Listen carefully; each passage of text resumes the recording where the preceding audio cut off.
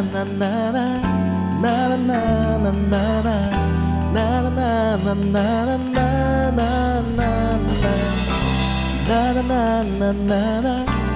na na na na.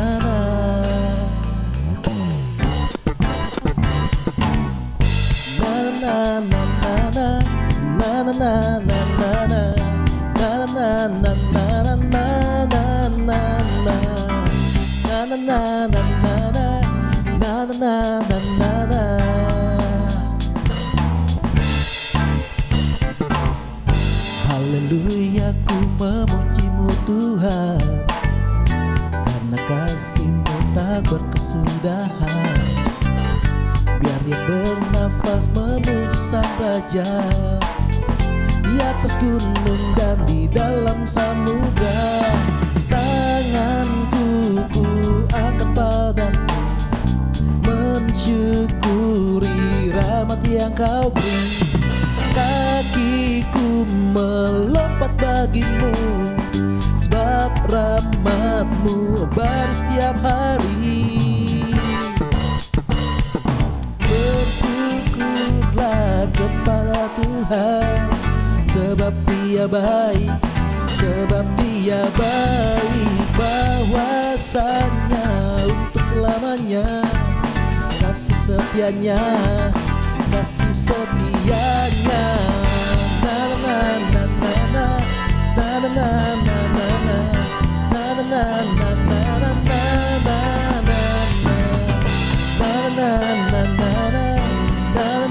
na na na.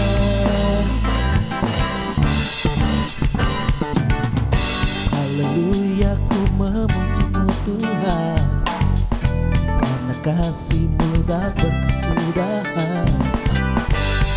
Bernafas memuji Sang Raja, di atas gunung dan di dalam samudra. Tanganku ku angkat padamu, mensyukuri rahmat yang Kau beri. Kakiku melompat bagimu, sebab rahmat-Mu baru setiap hari. Bersyukurlah kepada Tuhan, sebab Dia baik, sebab Dia baik. Bahwasanya untuk selamanya kasih setianya, kasih setianya. Bersyukurlah kepada Tuhan, sebab Dia baik, sebab Dia baik. Bahwasanya untuk selamanya kasih setianya, kasih setianya.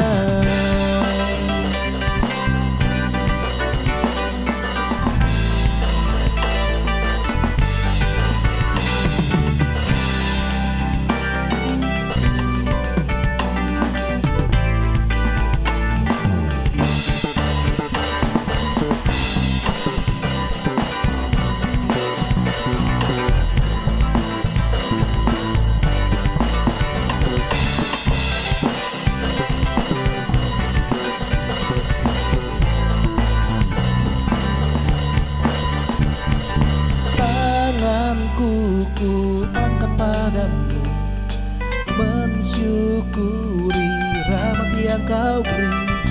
Kakiku melompat bagimu, sebab rahmat-Mu baru setiap hari. Bersyukurlah kepada Tuhan, sebab Dia baik, sebab Dia baik. Bahwasanya untuk selamanya kasih setianya, kasih setianya. Bersyukurlah kepada Tuhan, sebab Dia baik, sebab Dia baik. Bahwasanya untuk selamanya kasih setianya, kasih setianya. Na na na na na na na na na na na na na na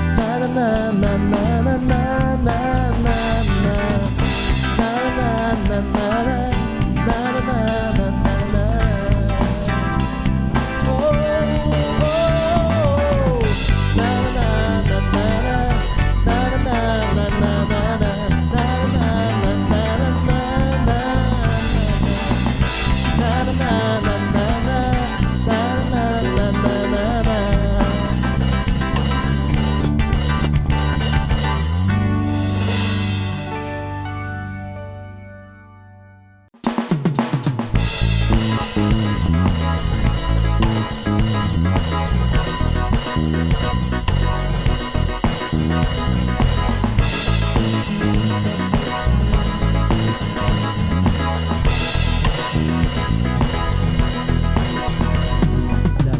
rembulan dalam cahaya mentari. Gelap malam dan indahnya pelangi, dalam tangisan dan wajah berseri, kan ku temukan kasih terbesar bagi dunia ini. Diam ku terpaku dan ku takut akan kasihmu yang tergores indah dalam anugerah hatiku milikmu. Indah ku terkagum dan ku bawakan hidupku, buat hatiku menjadi baru, bahagiaku mengenalmu.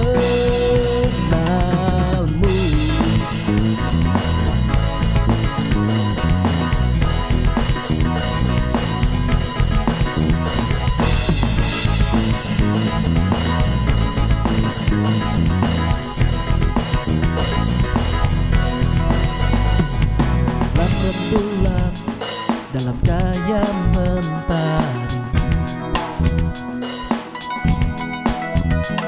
di gelap malam dan indahnya pelangi, dalam tangisan dan wajah berseri, kan ku temukan kasih terbesar bagi dunia ini. Diam ku terpaku dan ku takjub akan kasihmu yang tergores indah dalam anugerah hatiku milikmu. Indah ku terkagum dan ku bawakan hidupku, kau membuat hatiku menjadi baru, bahagiaku mengenalmu.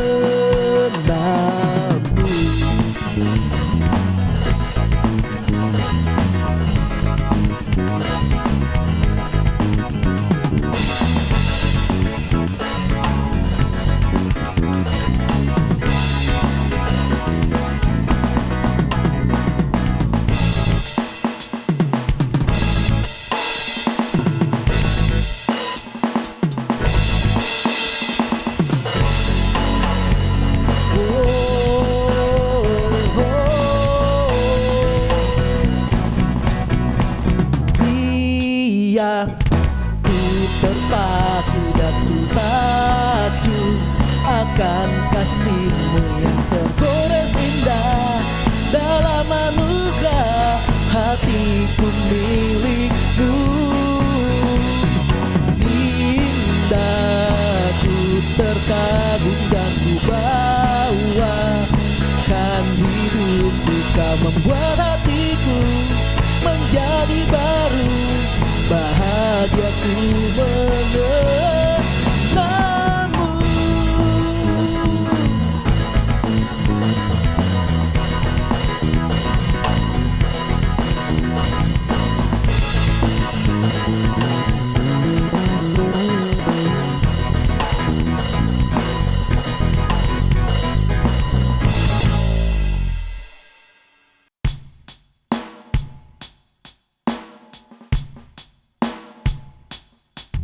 Ku bawa kepadamu,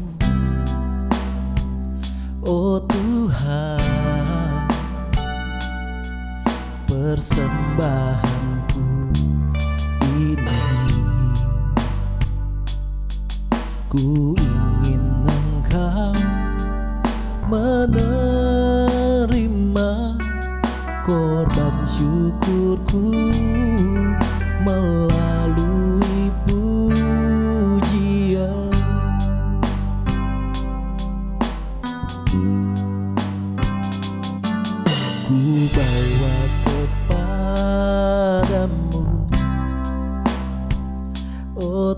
Tuhan,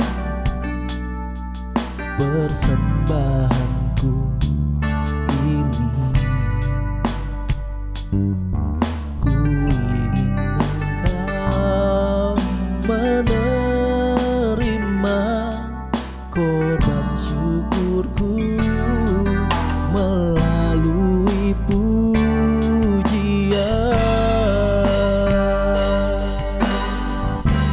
Takkan pernah ku bawa selain yang terbaik, yang harum dan sejati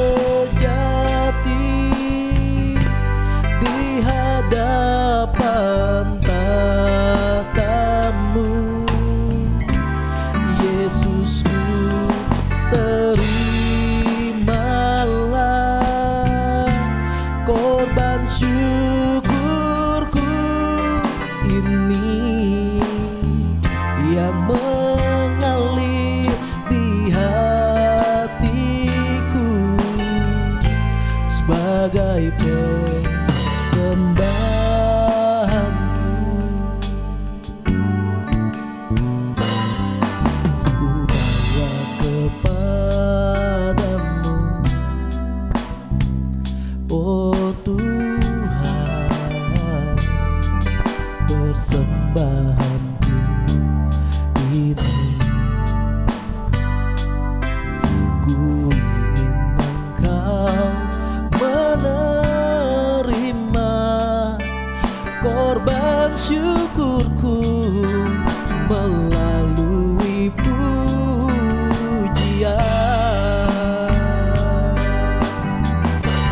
Takkan pernah ku bawa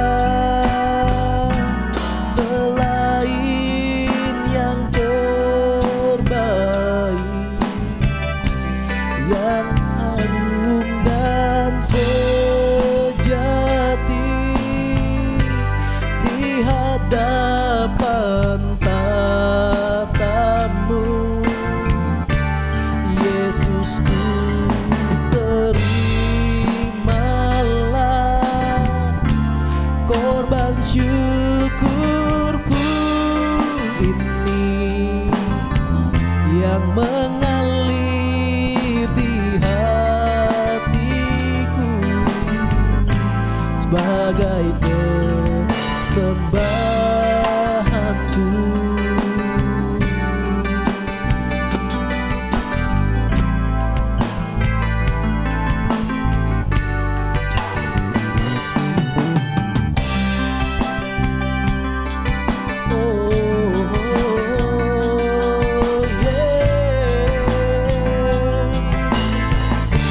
Takkan pernah ku bawa selain yang terbaik, yang harum dan sejati di hadapan tatamu. Yesusku, terimalah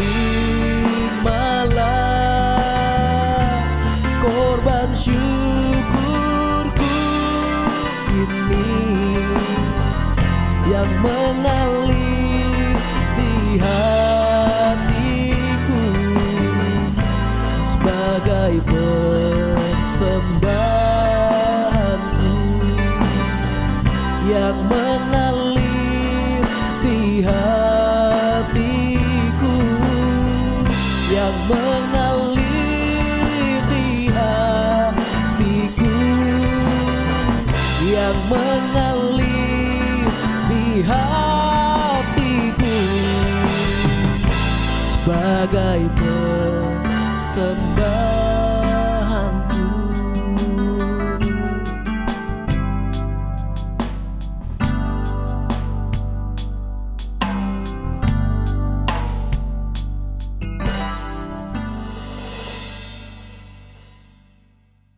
Halo, selamat pagi, selamat siang, selamat sore, selamat malam. Untuk teman-teman yang menyaksikan ibadah online hari ini, sebelum kita mendengarkan firman Tuhan, mari kita bersatu dalam doa. Tuhan, terima kasih untuk hari ini, Kau telah memberikan hari yang indah ya Tuhan. Sebentar kami ingin mendengarkan firman-Mu, berkati hamba-Mu yang akan menyampaikan firman ini, agar bisa kami pahami ya Tuhan, dan menjadi rema dalam hidup kami. Terima kasih ya Tuhan, dalam nama Tuhan Yesus kami berdoa, haleluya, amin.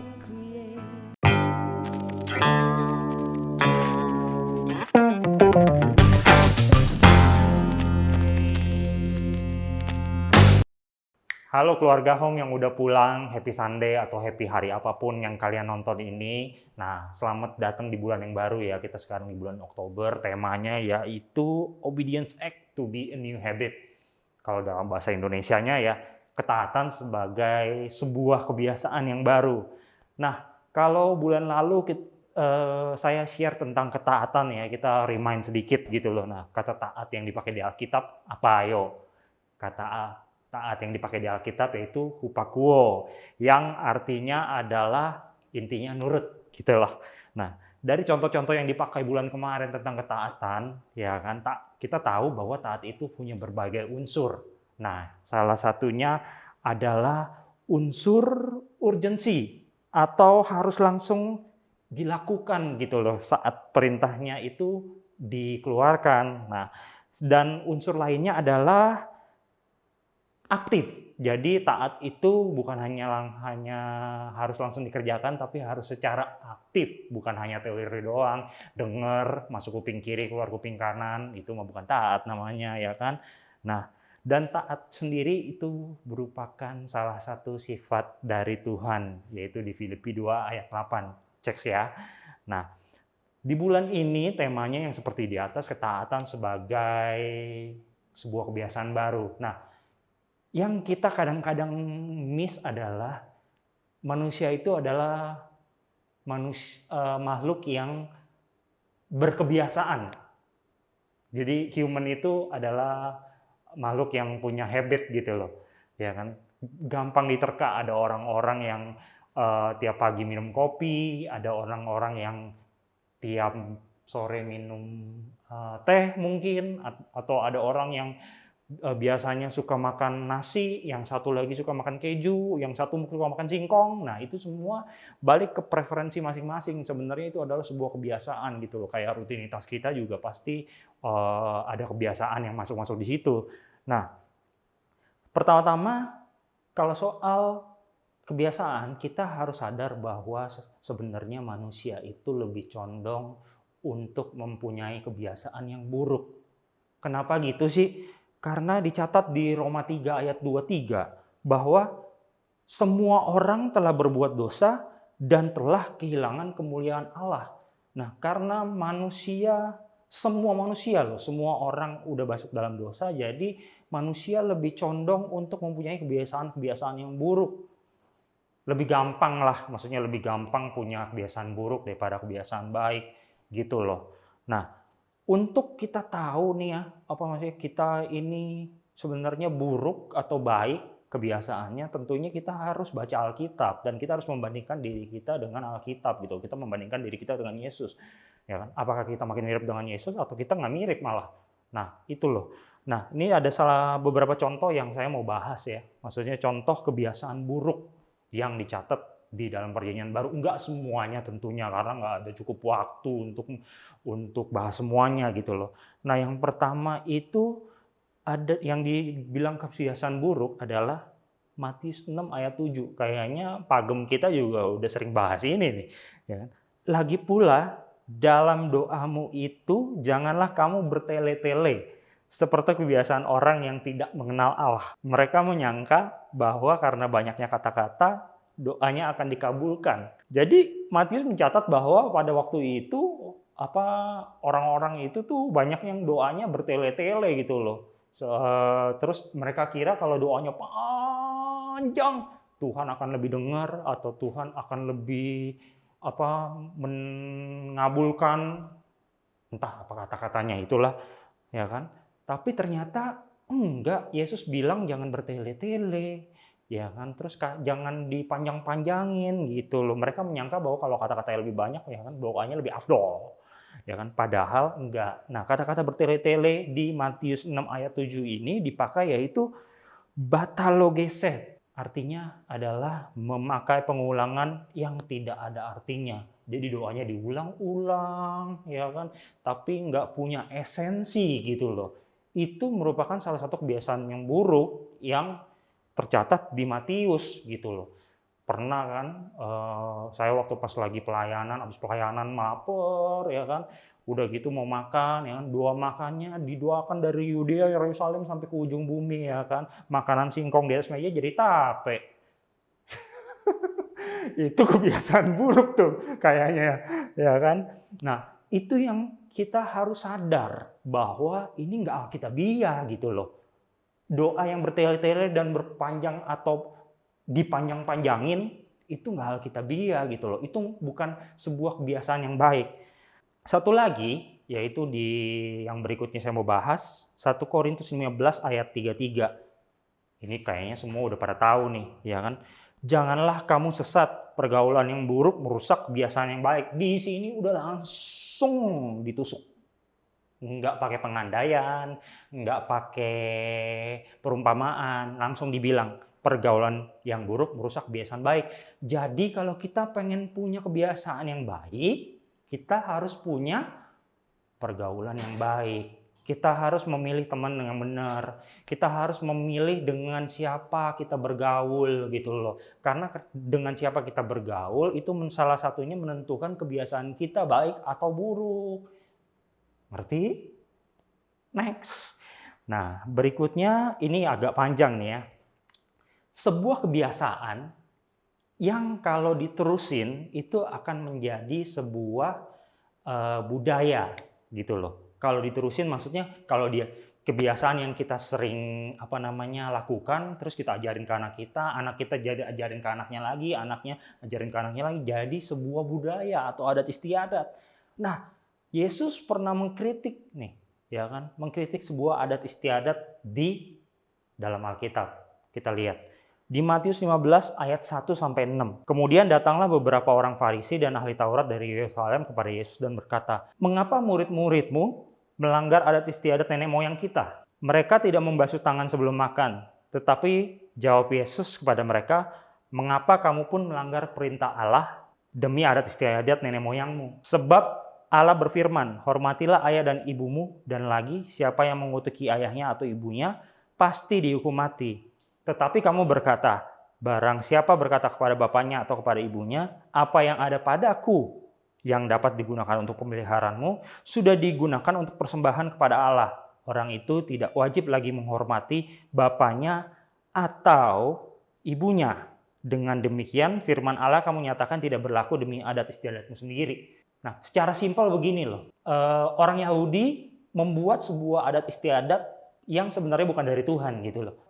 Kalau misalnya mereka punya uang, yang seharusnya uang itu bisa merawat orang tua mereka, terus uang itu mereka berikan kepada bait Allah, mereka persembahkan kepada Tuhan, jadinya mereka udah nggak perlu lagi menghormati orang tua mereka atau merawat orang tua mereka gitu loh. Padahal hukum Taurat mencatat bahwa hormatilah ayah dan ibumu. Tapi masyarakat Yahudi pada waktu itu malah bikin adat istiadat baru, yaitu kalau udah kasih persembahan ke bait Allah udah nggak perlu lagi hormatin orang tua. Nah, jadinya hukum Allah kalah sama adat istiadat yang nggak bener, kalah dengan kebiasaan yang buruk gitu loh. Nah, itu yang berbahaya ketika sebuah kebiasaan buruk dilakukan terus-menerus dan diturunkan, itu akan menjadi sebuah budaya atau adat istiadat yang buruk pula. Kalau kita masih bicara adat istiadat orang Yahudi, ya kan, kita mesti tahu kenapa Yesus sangat dibenci dan sampai dia disalib. Nah, salah satunya dicatat di 1 Korintus Kisah Para Rasul 6 ayat 14, Kisah Para Rasul 6 ayat 14.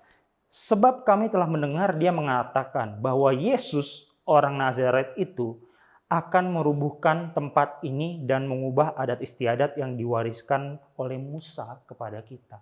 Jadi di pasal ini nih, kenapa sih Yesus lagi disidang, dibenci segala macam kayak gitu loh? Karena orang mendengar bahwa Yesus akan merubuhkan bait Allah. Ya kan? Terus mengubah adat istiadat yang diajarkan Musa. Jadi orang Yahudi pada waktu itu tuh adat istiadat di atas segalanya, sampai mereka nggak bisa melihat bahwa Yesus adalah Mesias yang dijanjikan. Karena kenapa? Memegang adat istiadat, pokoknya udah kebiasaan kita, nggak bisa dirubah. Ya pokoknya kita ibadahnya itu harus ada bandnya, nggak bisa dirubah. Kalau nggak ngangkat, kalau nggak Roh Kudus nggak turun. Ya, yalah, emangnya naik lift, turun naik, ya kan? Nah, itu adalah sebuah contoh gitu loh, bahwa kita tidak bisa memegang sesuatu yang buruk dan turun-temurun gitu loh. Jadinya ambiar saudara-saudara kayak gitu loh, sampai Yesus aja harus mati dan disalib jadinya. Kayaknya kalau kita ngomong zaman now nih, ya kan? Kayaknya zaman now nih banyak kan orang-orang tuh yang suka share-share di Instagram, share-share di Facebook, ya kan, tentang quote-quote, ya kan, ini juga udah dibahas sama pagem kita loh, ya kan, ada yang quote, ya kan, ada yang apalagi caption, ya kan, ada yang share firman segala macem kayak gitu. Tapi salahnya adalah comot-comot ayat. Ayatnya satu dicomot, udah cuman satu ayat, dicomot di luar konteksnya, dicomot di luar fungsinya atau tujuan ayat itu ditulis, ya kan, terus disebarin. Tapi yang paling parah ketika dikritik, ya kan, nggak boleh. Nah, kita lihat nih ya di salah satu yang sering dicomot-comot, 1 Korintus 6 ayat 19. Atau tidak tahukah kamu bahwa tubuhmu adalah bait Roh Kudus yang diam di dalam kamu? Roh Kudus yang kamu peroleh dari Allah, dan bahwa kamu bukan milik kamu sendiri. Ini paling banyak dipakai untuk menghakimi orang yang merokok. Wah, nggak boleh merokok, tubuhmu adalah bait Allah, ya kan. Terus juga 1 Korintus 3 ayat 16. Tidak tahukah kamu bahwa kamu adalah bait Allah dan bahwa Roh Allah diam di dalam kamu, ya kan.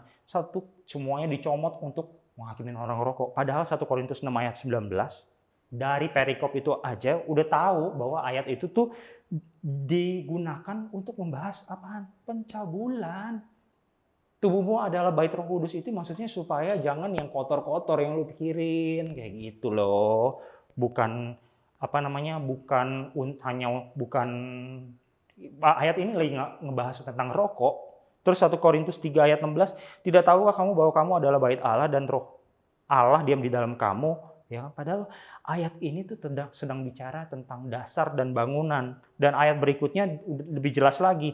Jika ada orang yang membinasakan bait Allah, maka Allah akan membinasakan dia. Sebab bait Allah adalah kudus dan bait Allah itu ialah kamu. Jadi ini tentang membahas pembelaan Allah terhadap umatnya.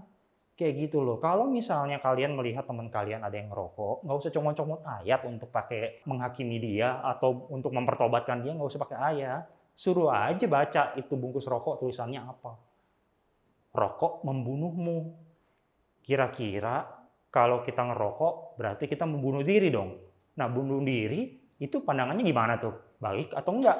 Kan gampang daripada comot-comot ayat, ya kan? Terus ada lagi yang dicomot lagi adalah Matius 7 ayat 1, jangan kamu menghakimi supaya kamu tidak dihakimi. Padahal di Yohanes 7 ayat 24 ngomongnya gini, janganlah menghakimi menurut apa yang nampak, tetapi hakimilah dengan adil. Nah loh, yang satu bilang jangan menghakimi, yang satu bilang kalau mau menghakimi dengan adil. Yang mana yang benar? Dua-duanya benar, tapi lihat konteksnya, itu ditulis buat apa.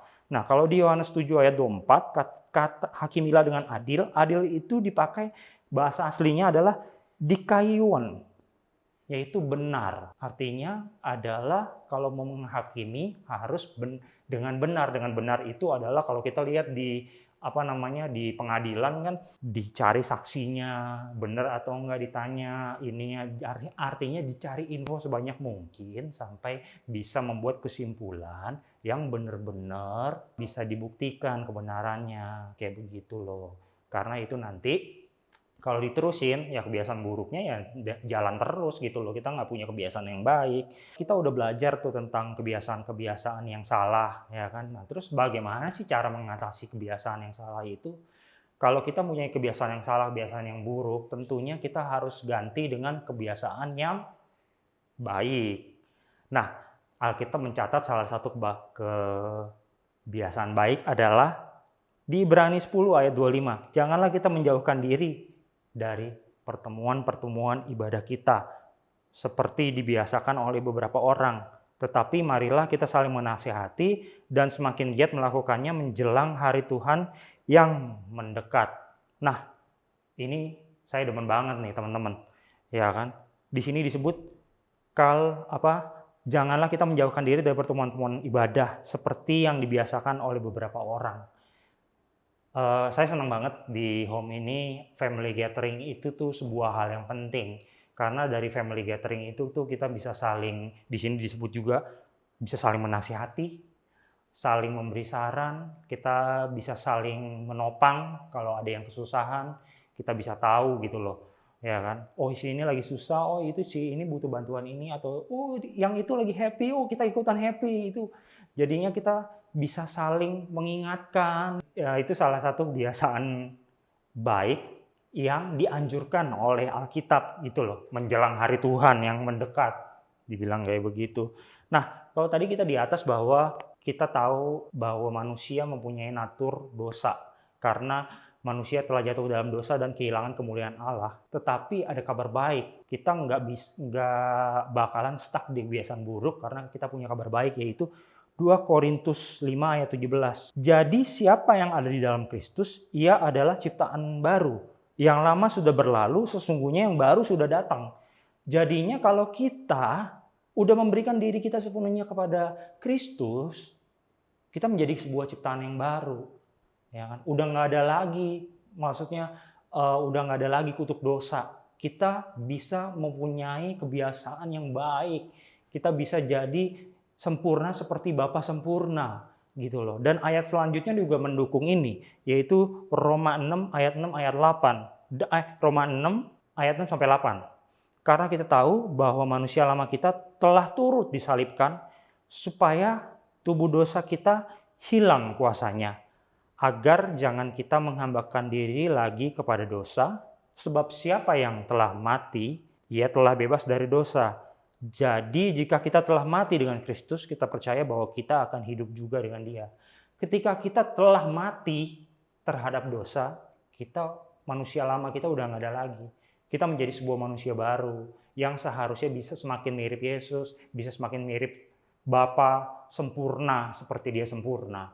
Seperti itu. Nah, kayaknya kalau misalnya mau dibahas, banyak banget nih ayat tentang kabar baik ini gitu loh. Ya kan? Tapi nggak bisa dibahas semua. Nah, kalau gitu saya mau share sedikit juga tentang pandangan dunia tentang kebiasaan. Ternyata Dr. Maxwell Maltz menyatakan butuh repetisi sebanyak 21 hari atau 21 kali untuk membangun sebuah kebiasaan. Untuk membangun sebuah kebiasaan baru nih. Misalnya yang tadinya nggak biasa gosok gigi malam-malam gitu loh, terus giginya hancur, tapi pengen berubah, pengen gosok gigi dengan rutin gitu loh. Ternyata butuh 21 kali atau 21 hari berturut-turut agar membangun sebuah kebiasaan baru. Terus ada pendapat lain lagi, yaitu Philip Palali dari Universitas College of London gitu loh. University College London menyatakan butuh repetisi 66 hari. Atau 12 minggu, atau 66 kali untuk membangun sebuah kebiasaan. Apalagi sebuah kebiasaan yang baik gitu loh. Berubah dari yang buruk ke yang baik. Itu kan susah tuh. Nah, itu pendapat para ahli. Tapi bagaimana pendapat Alkitab? Nah, ini dia. Roma 12 ayat 2. Ngomongnya begini. Janganlah kamu menjadi serupa dengan dunia ini, tetapi berubahlah oleh pembaharuan budimu, sehingga kamu dapat membedakan manakah kehendak Allah, apa yang baik, yang berkenan kepada Allah, dan yang sempurna. Apa sih yang unik dari ayat ini? Gitu loh. Nah, yang unik adalah kata berubahlah. Kenapa kata berubahlah ini unik? Karena bahasa aslinya dipakai yaitu metamorphosis. Kita tahu kan apa itu artinya. Metamorphosed, alias metamorfosis. Kita pasti pernah belajar di sekolah dasar atau sekolah menengah, ya kan? Apa itu metamorfosis, ya kan? Metamorfosis contohnya adalah dari ulat kepompong menjadi kupu-kupu, kayak gitu kan. Ulat ketika dia berubah menjadi kepompong, itu dia sedang dalam proses untuk menjadi kupu-kupu. Dan ketika dia jadi kupu-kupu, ya nggak ada lagi itu bentuk ulat yang bisa dilihat gitu loh. Bentuk awalnya itu udah bener-bener berubah total gitu loh. Dan kata metamorfose ini di dalam Alkitab itu adalah kata present imperatif yang artinya adalah sebuah perintah. Jadi berubah itu adalah sebuah perintah, bukan sebuah anjuran, bukan sebuah nasihat, bukan sebuah dorongan, tapi enggak, ini sebuah komen, perintah bahwa kita harus berubah. Berubahnya dari apa sih? Berubah dari yang buruk menjadi yang baik. Gimana sih? Kita tahu bahwa kita udah menjadi baik atau enggak? Kalau kita sudah menjadi baik, tentunya yang buruk di dalam diri kita udah nggak bisa dilihat lagi. Seperti yang tadi dibilang tentang metamorfosis atau tentang 2 Korintus 5 ayat 17. Jadi siapa yang ada di dalam Kristus, ia adalah ciptaan yang baru, yang lama sudah berlalu. Kalau kita misalnya memang mau taat untuk mempunyai kebiasaan yang baru, tentunya kita tiap hari harus berusaha disiplin apaan? Disiplin untuk taat. Tiap hari harus berusaha untuk taat. Gitu loh. Ada harga yang harus dibayar, itu kata pagem kita juga dibahas. Ada harga yang harus dibayar, tetapi bagaimana kita tahu, ya kan? Kita sudah berubah atau enggak, yaitu ketika manusia lama kita udah nggak bisa terdeteksi lagi dan kita semakin mirip dengan Yesus, kita semakin sempurna seperti Bapa itu sempurna. Semoga apa yang dibahas pada saat ini bisa teman-teman ngerti dan menjadi sebuah berkat agar kita terus berkembang menjadi lebih baik dan menjadi sempurna ke depannya. Thank you, God bless semuanya. Mari kita mempersiapkan perjamuan kudus. Mari kita angkat roti di tangan kanan kita. Demikian firman Tuhan, sebab apa yang telah kuteruskan kepadamu telah aku terima dari Tuhan, yaitu bahwa Tuhan Yesus pada malam waktu ia diserahkan, ia mengambil roti dan sudah itu ia mengucap syukur atasnya, ia memecah-mecahkannya dan berkata, inilah tubuhku yang diserahkan bagi kamu, perbuatlah ini menjadi peringatan akan aku. Yang percaya kalau roti di tangan kita ini adalah lambang persekutuan kita dengan tubuh Kristus, kita makan dalam nama Tuhan Yesus. Mari kita angkat anggur di tangan kanan kita. Demikian juga ia mengambil cawan sesudah makan lalu berkata, cawan ini adalah perjanjian baru yang dimateraikan oleh darahku. Perbuatlah ini setiap kali kamu meminumnya menjadi peringatan akan aku. Yang percaya kalau anggur di tangan kita ini adalah lambang persekutuan kita dengan darah Kristus, kita minum dalam nama Tuhan Yesus. Mari anak-anak yang disayang Tuhan, mari kita nyanyikan doa berkat ini.